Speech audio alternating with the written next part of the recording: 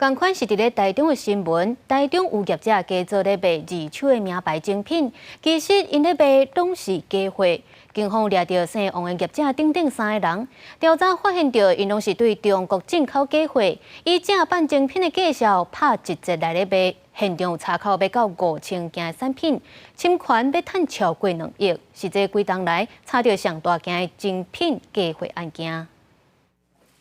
警方来到二手的精品店，清查一寡精品，搁去到另外一间店来敲。原来这寡货拢是仿的，这寡精品的假货数量有5000件，侵权的市值超过2亿，是最近这几年查到上大件的精品假货案件。这个是马，然后马的身体，然后还有马车，对，它就是一整个 logo 是在它的暗纹里面这样。 警察用紫外线电火一个照，这阿爸就出现抢伤的标志，就连卡邦内底生产的号码嘛直接印出来。这本地是原厂才有材料做出来，防止假货方式。不过这寡仿的煞拢嘛做会出来。警方接到线报，这姓王的业者等3个人为中国进口假货，伫台中开2间店面，骗人客讲是二手的精品。长期从大陆地区来进口仿冒的商品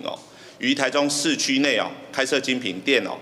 警方表示，姓王业者用市价搁拍1折左右来卖，写袂少人客来买。去年到达已经卖出去1000多件，因为做工实在真优，而且原厂比对号码，才确认讲这寡卖商品全部拢是仿的。外装盒上会有所谓的紫外灯的防伪技术，这个他们也有去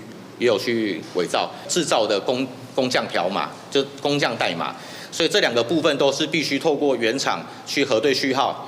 或者是透过专业的仪器去做鉴定，才能去辨识它的真伪。警方表示，嫌犯除了违反商标法，会当罚1年以下有期徒刑、拘役，或者是罚5万块以下罚金，而且佮害消费者误会来消费，有诈欺的嫌疑，全部拢依法上班。记者林建生台中报道。